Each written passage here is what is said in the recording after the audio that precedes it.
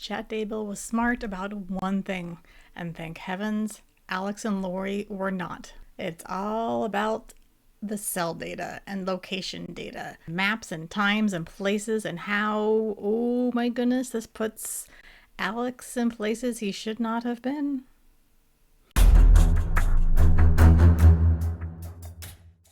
The smart thing, Chad turned off his location services. So all this data that we're getting in the case is not from Chad.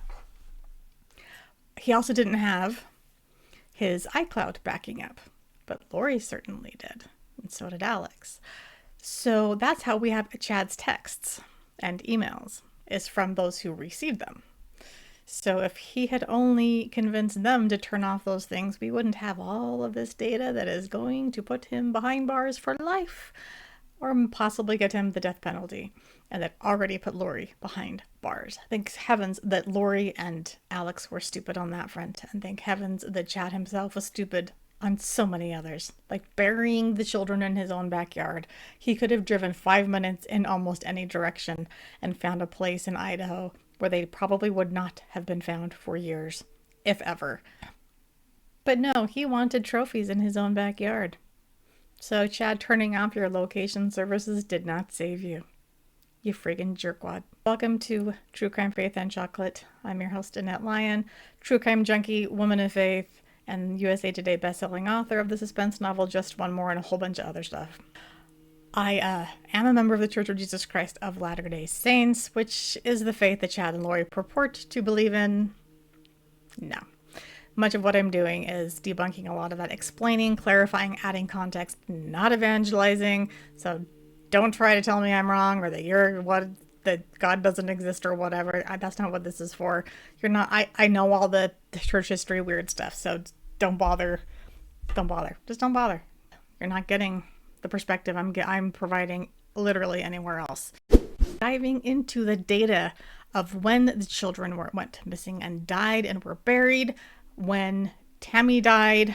I have also created some maps to help us visualize, because as they're testifying, it's hard to picture exactly what happened where when I've never been there, and they're just throwing out street names and that kind of thing. So hopefully some of this will help. Timelines. We're starting out with Tylee's disappearance, and now we know death and burial. She was the first of the children. And of the Chad group. So Charles had died in mid-July of 2019, and now we are into early September, where Lori has moved to Rexburg to be near Chad and his family, or near Chad, because he's going to get rid of Tammy, and she has her children with her at first, her minor children. Colby is the adult. He's still in Arizona. I believe he was already married by that point, but Tylee's with them, and then goes missing. And of course, Lori is telling people that Tylee got into BYU, Idaho early, so she's at school. And then later, JJ goes missing, and she goes, oh, she's with his grandmother, or she's with my friend in Arizona.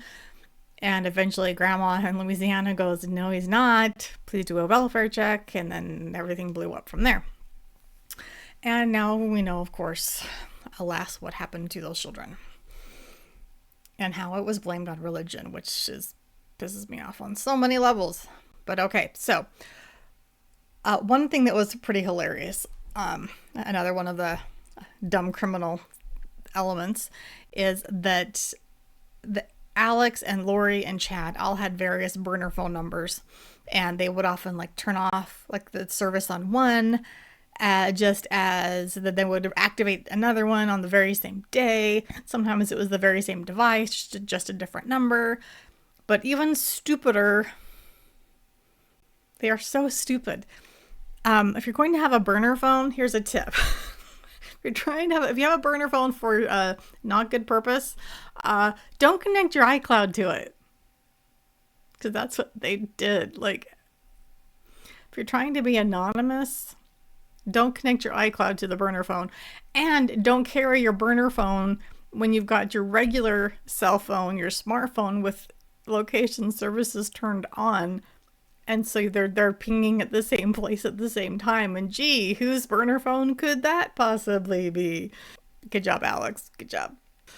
But that helped connect all of these things, because you can't say, of course, that this person was in this location. You can only for sure say this device was.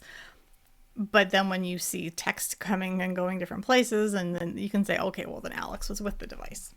So on September 8th of 2019, that is the day where Lori took her little family to Yellowstone. That is where we see the last pictures ever of Tylee alive. There's some pictures with JJ and with Alex.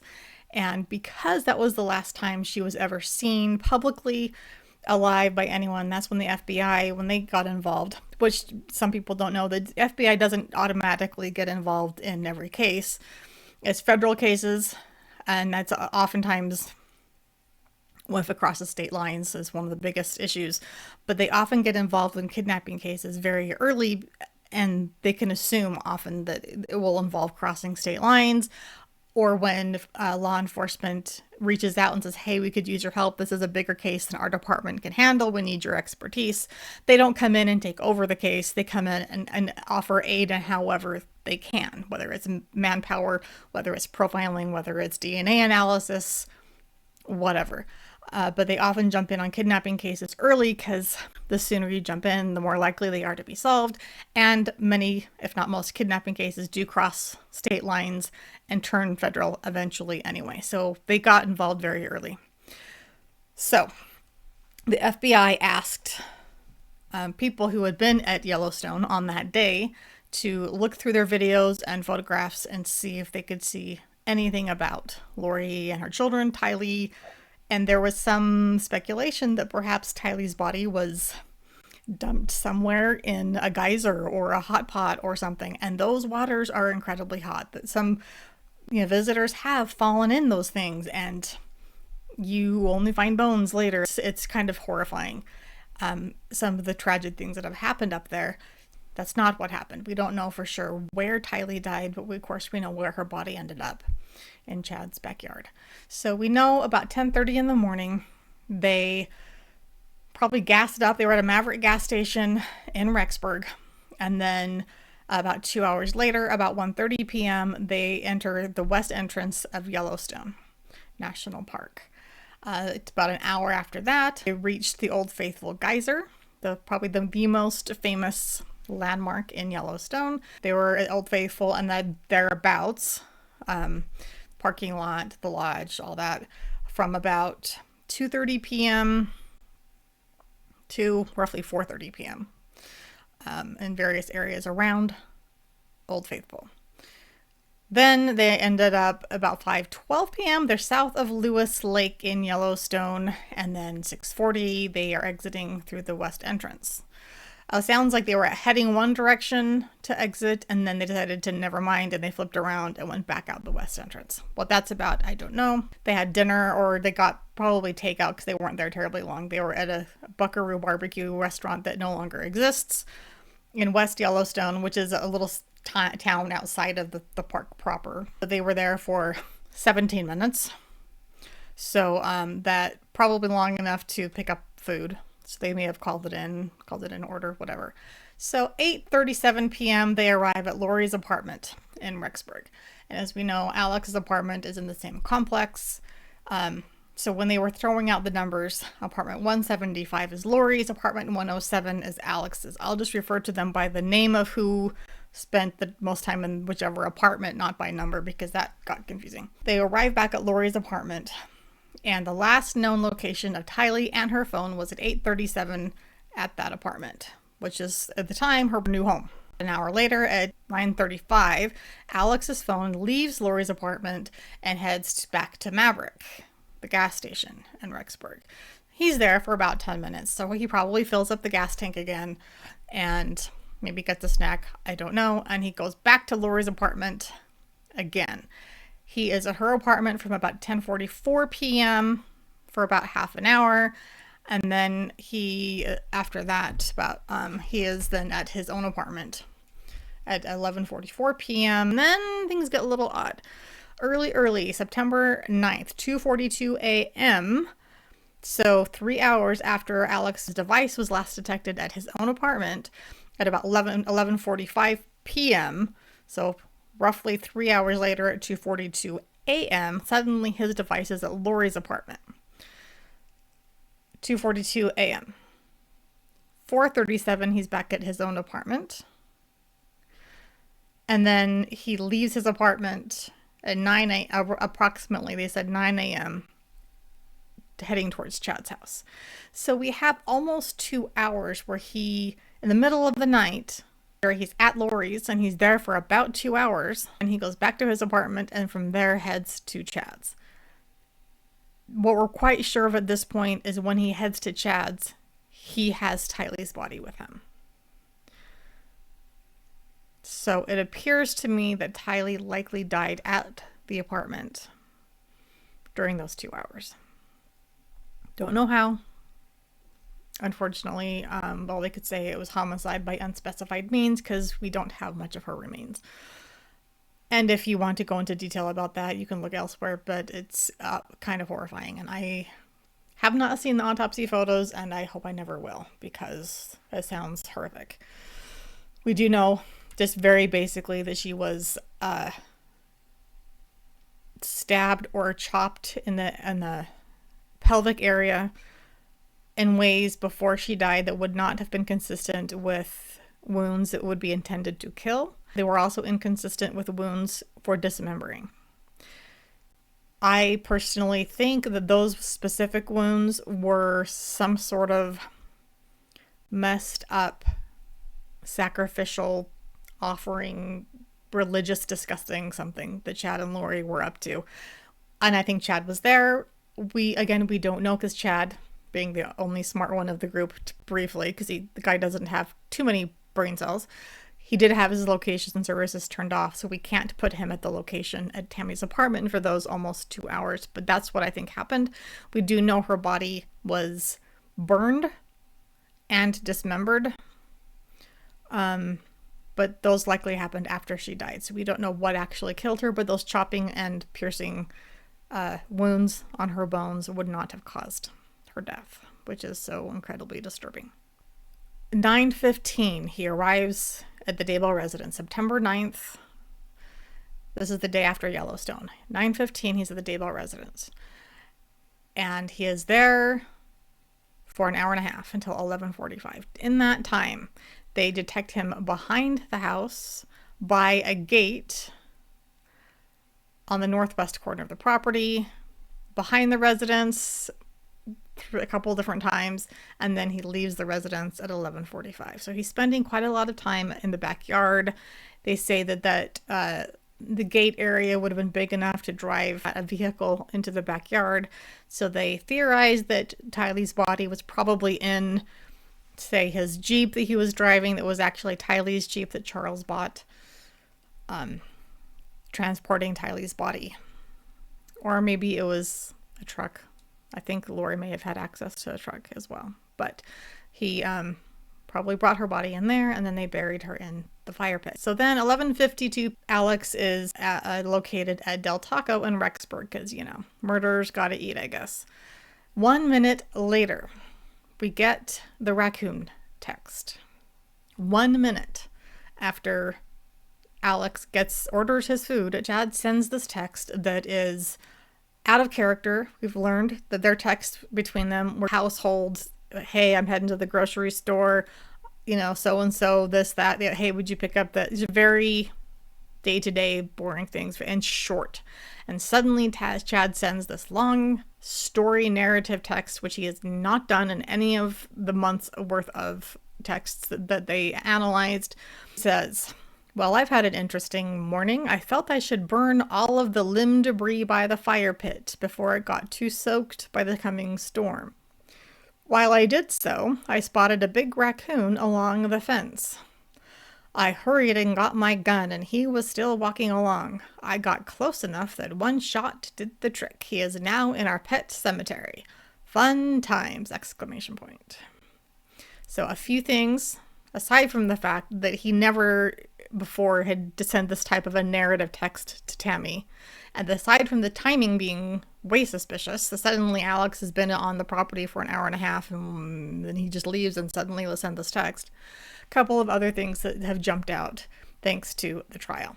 There was one objection that Lindsay Blake made at one point when John Pryor was referring to this text and said limb debris.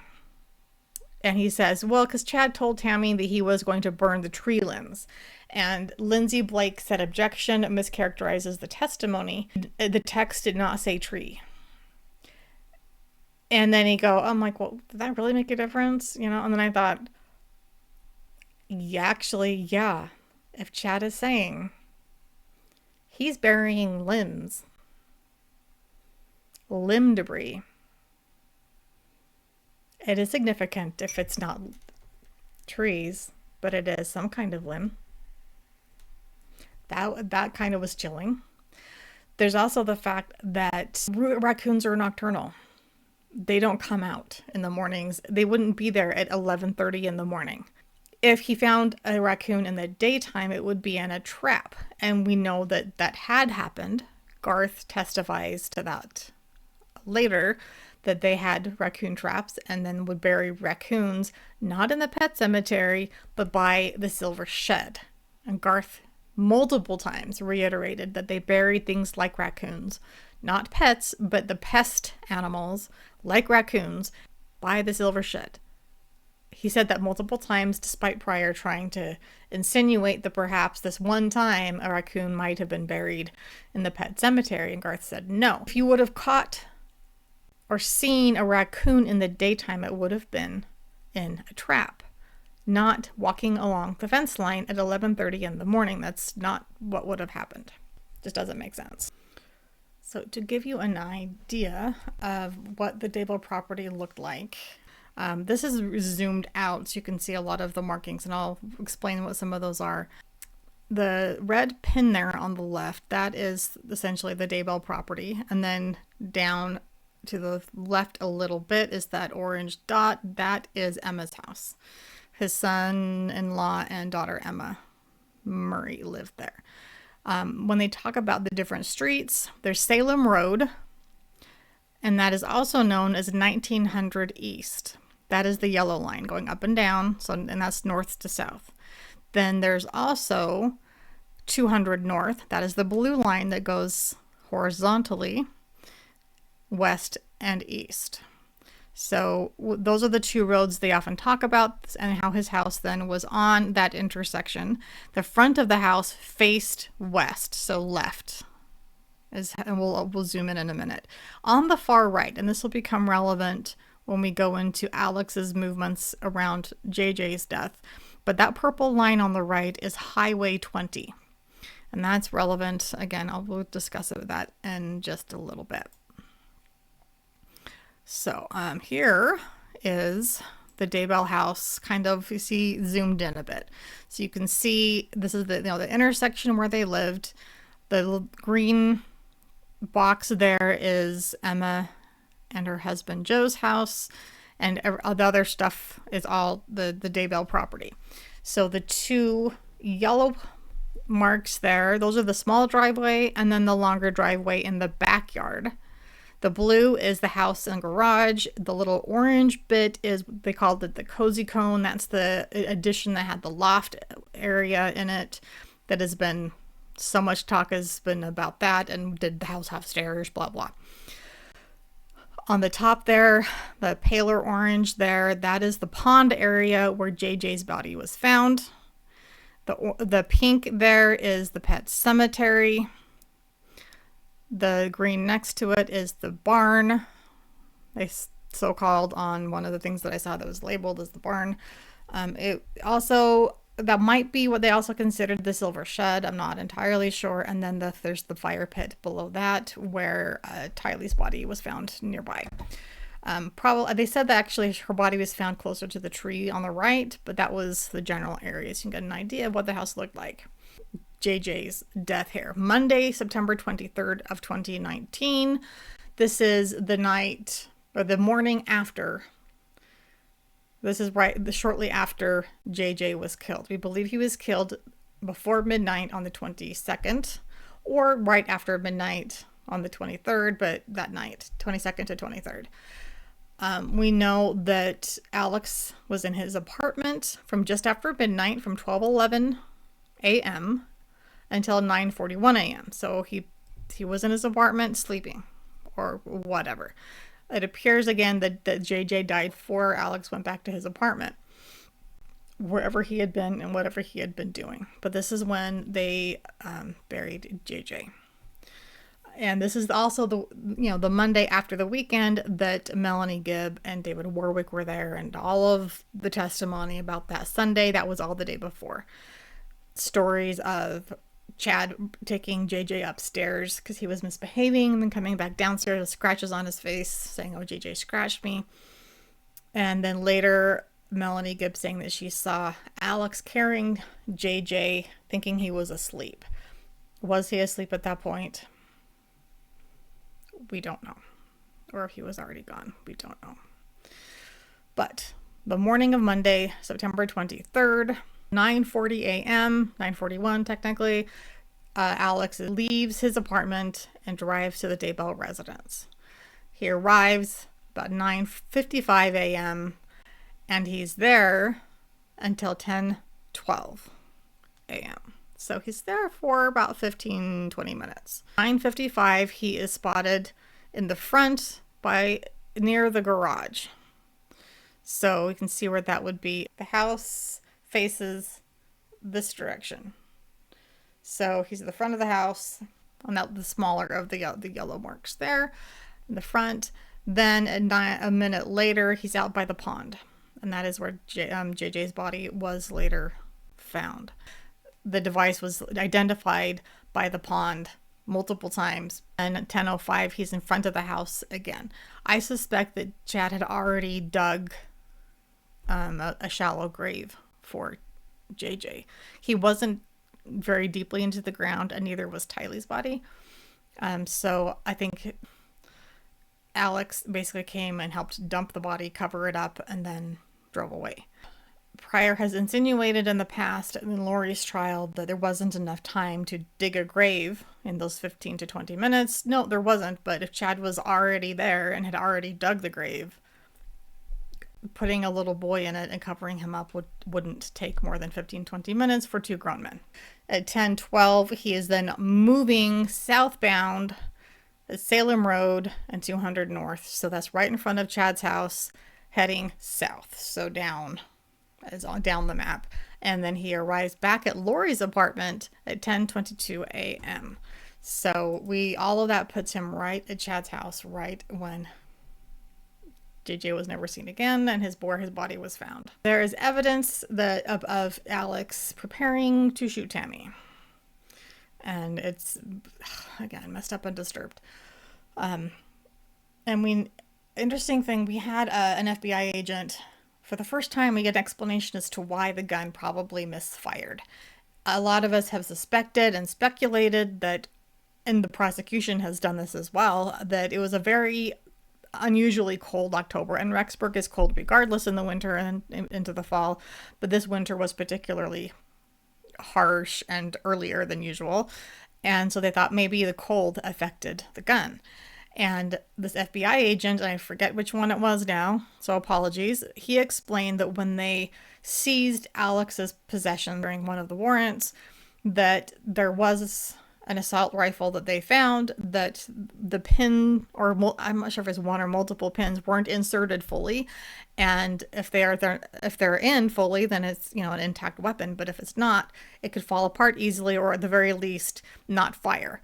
And maybe you'd get one shot off, if that, but then it wouldn't, the weapon won't hold together, and he wouldn't be able to get off any shots. So that's likely what happened, because he saw the weapon. He said it basically fell apart in my hands. It wasn't being held together. That pin wasn't in place. That's probably what happened. That Alex was preparing to try to shoot Tammy. And so here's some of the evidence of that. And they showed evidence of his movements attempt to shoot Brandon Boudreaux as well earlier in the trial, which of course Chad's not on trial for, but is part of the whole pattern and the picture. And Lori is awaiting trial on that count, as well as murdering Charles in Arizona right now. And that trial should begin, I believe, August 1st of 2024. Keeping in mind, Alex has already helped kill and cover up the deaths of his niece and nephew. And now he's trying to help kill Tammy, who is the wife of his sister's lover, essentially.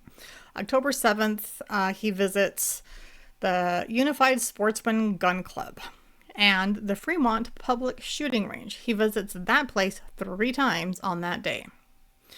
And it sounds like at the Unified Sportsman's Gun Club, he kind of maybe drove into the parking lot, turned around and left. He was only there about a minute. So why, we don't know. But then he spent quite a bit of time at the Fremont Public Shooting Range. And he practiced specifically at the 100-yard range, which I think is interesting and will come into play later. He purchased a burner phone. And the next day, October 9th, he goes to Sportsman's Warehouse and he purchases clothing that matches the description of what Tammy said the gunman was wearing when he was pointing this weapon at her that Pryor likes to say is the paintball gun, but we're all quite sure was actually an assault rifle. He pays in cash, but they found the receipts, and of course they have his device all over the place. FBI agent went into that Sportsman's Warehouse, found all of the transactions across a certain time period, and it lines up precisely, so they know for sure that it was Alex. That afternoon, after his purchases at Sportsman's Warehouse, he drives north. He passes his own exit. He's on Highway 20. He passes his exit, and instead he goes to the exit that you would use to get to the Daybell house. And sure enough, he drives toward the Daybell house, but he then drives past the Daybell house. And so I'm going to show you some of that. So here is a picture of Highway 20 and whatnot. So we've got this whole, the yellow line and the blue line again. Those mark the intersection and the street. So we have Salem Road or 1900 East is the yellow. The blue is 200 North. And the red pin is basically Chad's. It marks the intersection, but his house is just to the right of that mark. So the 2 blue circles mark the exits nearest to Chad's house from Highway 20. So that yellow line is Highway 20 there, not the up and down one, but the one connecting those points. And so he kept along Highway 20, which, you can see it kind of curves. So at one point it's going eastbound, then it goes north. It ends up going to Chad's house, and Alex drives along 200 North. So eastbound, so to the right, past Chad's house. And he stops briefly and turns around, and so that's that green dot there is we think there's very few places to pull off. There's one little spot by the canal that looks like you could possibly turn around, and that's where I believe it was, zooming in on Google Maps. Why he drove that direction and then turned around, speculation, we don't know. Some people wondered, was he heading back toward Highway 20? If so, the orange circle that's right there in the middle, that marks where Highway 20 and 200 North pass each other, but there's not an entrance there, an exit entrance point to the highway. So I wonder if he was actually driving there to see if he could get back onto the highway easily or not, or whatnot. But the nearest entrance exits were, as you can tell, 2 very different directions and quite a ways out, a couple miles probably. So he flipped around at that green mark and then drove past the Daybell house once again. After going into that little green spot, that little pullout. But I was wondering, did he even maybe get out since there was a canal right there? Was he thinking, maybe I can park here and make my getaway from here after I tried to shoot Tammy? Could I maybe dump the gun or other evidence into the canal? There are a lot of possibilities. This is a more zoomed in of the actual pullout area. So you can see again the Daybell property with the red pin, and then the canal and the tiny little bit of a possible pullout there where I think he went in, spent a couple of minutes, and then drove back toward just past the Daybell house again. I really think he was scoping out where he was going to be and where his car was going to be. We know he ran off behind the house. This would be consistent with that, trying to return to a vehicle if that's where he parked it. That evening, he activates his burner phone. There is activity on that burner phone between 5:30 p.m. and 10:30 p.m. That 5-hour block is before, during, and after the shooting and attempted killing of Tammy Daybell. There were several calls attempted, they said, the FBI agent reported, but the calls failed. However, there were 10 messages sent between that phone of Alex's and Chad's phone during that time period. If you lasted this long, please consider liking this video, subscribing, hitting that notification button, the little bell there, so that you won't miss a single video. Really, really helps with the algorithm and helps people to find the channel, those who might be interested. Really appreciate it. Thanks. He was practicing at the 50 and 100 yard ranges quite a bit, and so I believe that he was planning on shooting her from a tree or along a farther distance away, and that he expected her to go in through the long driveway. So you can see those two driveways on the top left. There's the smaller yellow line, and then there's the longer, skinnier line, and then I marked them both also with another line. But I think he thought she was coming home through the long driveway, and that he would be then lying in wait 100 yards, 50 yards, somewhere around there in a tree far away. And then instead she went to the short driveway and on the other side of the house, and he's like, oh crap. This actually, that points, this is the house again without all those markings. That's where the shooting attempt happened, the small driveway in the front of the house. So I think that Alex was planning a longer range attempt, and then when she went to the wrong spot for him, he ran to the front of the house, the pin was loose, the gun didn't fire, he ran off back to his car, which I think was probably at the canal at that point. Interestingly enough, he continues over the next several days. So this is October 9th. He continues over the 12th, 13th, and 15th to go to more shooting ranges. Over the course of those 3 days, he spends at least 7 to 8 hours at shooting ranges, which I think was because Lori and Chad chewed him out. We know that Lori was pissed when he didn't succeed. Zulema testified to that, calling him a moron. He can't do anything on his own. And yeah, I think he was practicing to get another shot at her, literally. And that's not what they ended up doing, of course. They decided to get rid of Tammy another way. So here's what I find really odd. We know that Lori was in Hawaii when Tammy died. We know that much. And it seems very significant that she purposely went to Hawaii, left the state so she wouldn't be there and couldn't be implicated. Of course, she was still found guilty of conspiracy, so that didn't work. But the lengths they went to get Lori out of town are so weird to me.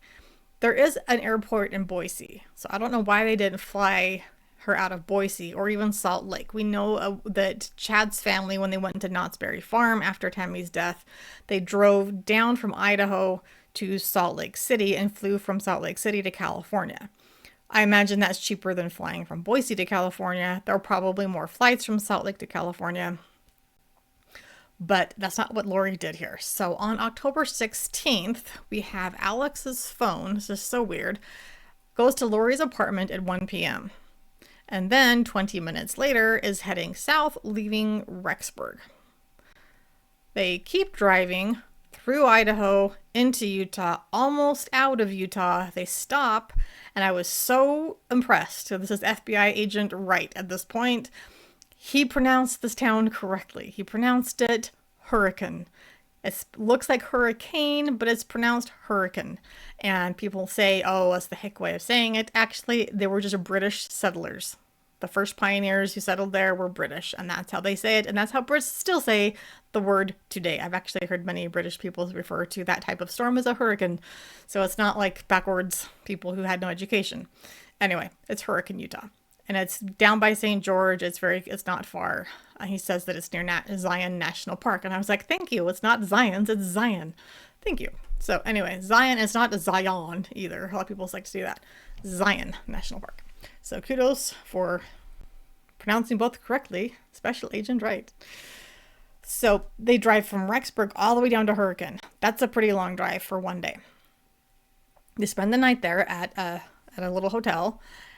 And let's see, on October 17th, the next day, after spending that night at a hotel, they leave about 11 o'clock in the morning to Vegas. They reach the Vegas airport at about 2 p.m.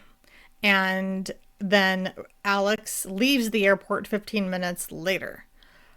And we know now he was dropping off Lori at the Vegas airport for a flight. It sounds like she may have had a layover or two, but she ended up in Hawaii. That was that trip. So again, I'm trying to figure out why drive all the way from Rexburg to Vegas for a flight. That seems so crazy. Wouldn't even Denver be closer at that point? Or we're trying to save money, but then there's tons of gas and an overnight at a hotel, and I don't know. It doesn't make sense to me, but not much in this case does make sense. So whatever. But he drops her off 15 minutes later. Again, she's heading off to Hawaii. However, here's the other crazy thing. He drops her off again around 2 p.m. He's when he got to the airport and leaves about 15 minutes later. So it's 2:15 p.m. He heads back to Rexburg. He doesn't stop for the night. So Lori, who wasn't driving, presumably, maybe they took turns, I don't know, but she wanted an overnight stay. Alex didn't get to have one. He drove all the way back from Las Vegas, Nevada, all the way through Utah, all the way north, all the way up into Rexburg, all in one day. And he arrived back in Rexburg about 2 a.m. So we're talking, that took him almost 12 hours. I'm sure he had to stop, pit stop and grab gas and food, but it took him about 12 hours to get from one to the other. That's a lot for one person and not trading off. And he stopped at Lori's apartment before going back to his own. Why, we don't know. Maybe he needed something for what was to come. That evening, so he goes back to his apartment, gets there again about after 2 a.m., and his phone is there until morning. October 18th, he is back at his apartment until that evening. He leaves his apartment and he goes to Chick-fil-A.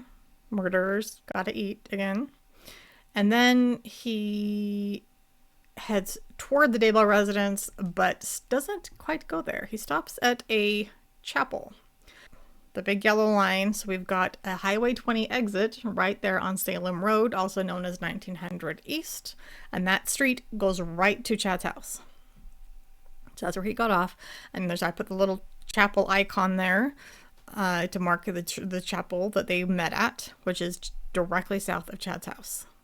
You can see that there. They said it's a couple of miles. He is at that chapel. His phone logs 38 minutes. They said that there's 16 data points, and most of them were GPS, which are more accurate than Wi-Fi. So yes, for sure, he was at this area. But then his data goes silent for an hour and 8 minutes. And that was probably Chad saying, turn off your location services, airplane mode, maybe turn the phone off. We don't know exactly what happened, but that is the period where Tammy died. So Alex had left his apartment that night at 9:30 p.m. When he went to go get Chick-fil-A, he stops at the chapel a little after 10, and he's there for 38 minutes till about 10:30, 10:40-ish. And then he's missing for an hour and 8 minutes. When his phone comes back online, he's a 7-minute drive south of the chapel, moving at driving speed.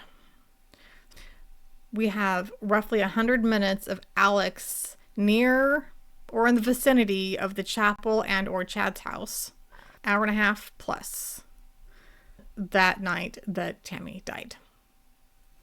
And it fits perfectly with the theory that she probably died between 10:30 and 11 p.m.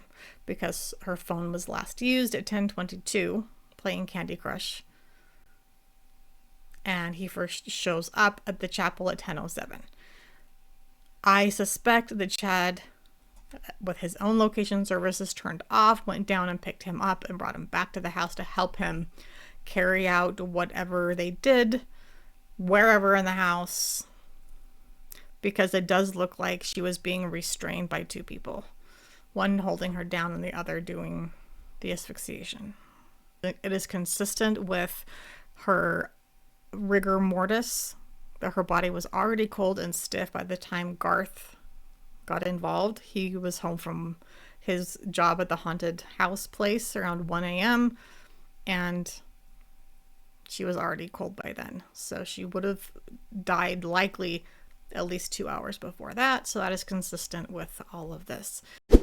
There are so many moments where I'm like, Pryor, you think you're trying something cool and this is going to backfire on you. On Cross, he brought up the text that Melanie Gibb sent the night that JJ died, about the nightmare that her then boyfriend David Warwick was having.